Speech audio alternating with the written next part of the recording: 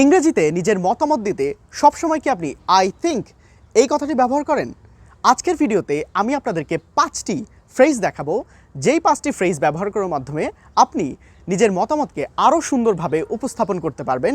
And this 5 phrases will improve your English level.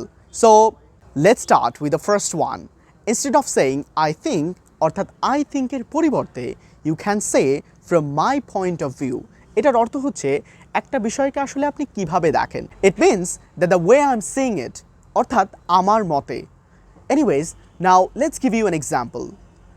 From my point of view, he's an honest, generous and a smart person. এবার এই ফ্রেজটি যদি আমরা সেন্টেন্সের শেষে ব্যবহার করি তাহলে বিষয়টি কেমন হয়?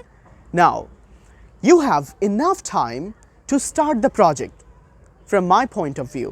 The next one is if you ask me.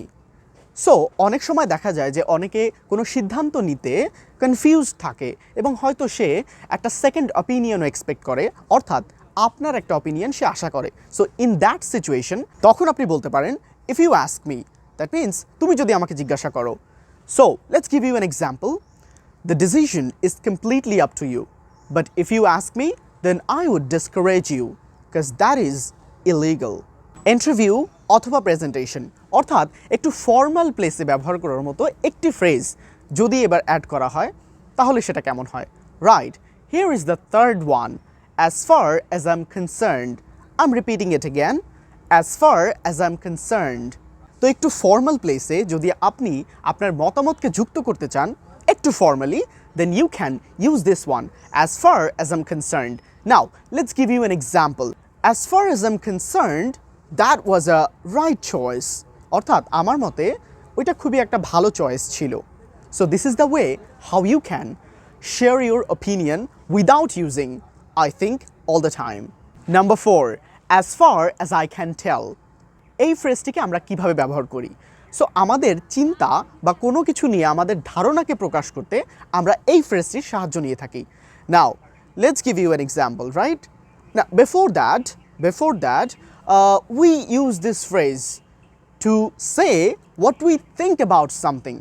অর্থাৎ কোনো কিছু নিয়ে আমরা যা ভাবি সেটাকেই বলার চেষ্টা করি এই ফ্রেজটা ইউজ করে। Now, let's give you an example. As far as I can tell, that was an excellent speech.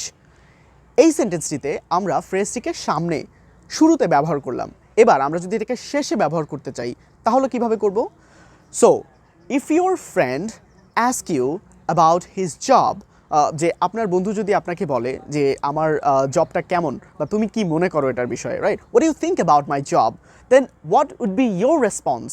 আপনার উত্তর কী হবে?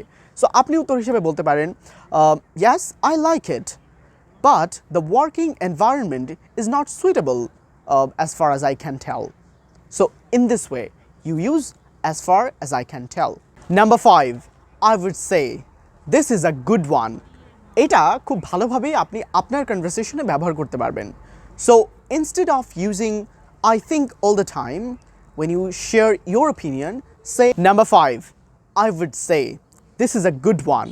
Instead of saying I think all the time, when you share your opinion, say I would say. সবসময় I think ব্যবহার না করে আপনি যখন কোনো opinion then I would say ব্যবহার করুন। For example, Cristiano Ronaldo is the best footballer, I would say.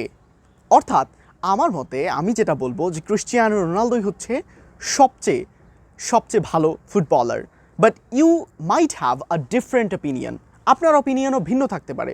For example, you can say Lionel Messi is the best footballer. So it's your opinion. So when we share our opinion, then we can use this phrase, I would say. যদি আপনাকে কেউ প্রশ্ন করে, what do you think about smoking in public? Then what would be your response? আপনি কি বলবেন? You can say, I would say, it's wrong to smoke in public. অর্থাৎ আমি বলবো যে পাবলিক প্লেসে স্মোকিং করা এটা ভালো না, এটা একটা ভুল কাজ।